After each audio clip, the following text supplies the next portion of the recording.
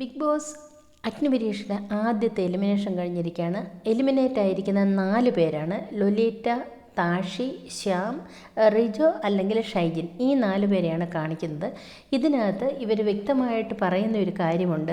അഗ്നിപരീക്ഷയിൽ actually ഇപ്പോൾ ഈ എലിമിനേഷനിൽ ശരിക്കും പറഞ്ഞാൽ ജഡ്ജസ് അല്ല ഇത് എവിക്റ്റ് ആക്കിയിരിക്കുന്നത്, അല്ല അവരുടെ ഒരു ഡിസിഷനല്ല, അവർക്ക് ഇഷ്ടമേ ആയിട്ടില്ലെന്ന് തോന്നുന്നു ഇവർ 4 പേരിങ്ങനെ എവിക്റ്റ് ആയത്.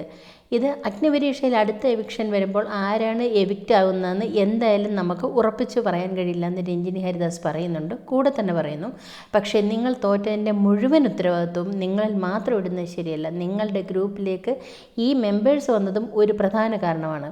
മറ്റു ടീമുകൾ നിങ്ങളെക്കാൾ വീക്കായിട്ടുള്ള ആളുകൾ ഉണ്ടാകാം, ഇല്ലാതിരിക്കാം. അതുകൊണ്ട് അഗ്നിപരീക്ഷയിലെ ഫലം ടാസ്കിലെ പ്രകടനം മാത്രം നോക്കിയല്ല തീരുമാനിക്കപ്പെടുന്നത്.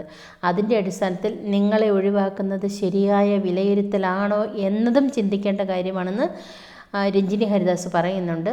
റിയാസ് പറയുന്നുണ്ട്, ഇനി വരാനിരിക്കുന്ന ടാസ്കുകളിൽ നിങ്ങൾ കൂടുതൽ ശബ്ദമുയർത്തുകയും നിങ്ങളുടെ കഴിവ് വ്യക്തമായി കാണിക്കുകയും വേണമെന്നും പറയുന്നുണ്ട്. പക്ഷേ ഇത് ശരിക്കും പറഞ്ഞാൽ അൺഫെയർ ആയിട്ടുള്ളൊരു എവിക്ഷനായിട്ടാണ് എനിക്ക് തോന്നുന്നത്. നമുക്ക് കുറച്ച് കഴിയുമ്പോൾ എപ്പിസോഡ് വരുമ്പോൾ ഇതിൻ്റെ ഡീറ്റെയിൽ ആയിട്ടുള്ള കാര്യങ്ങൾ അറിയാം. എന്നാൽ പോലും എനിക്കും തോന്നിയിരുന്നു ഈ 4 പേര് ഔട്ടാകേണ്ടിയിരുന്നില്ല. കാരണം അവർ കുറച്ചുകൂടെ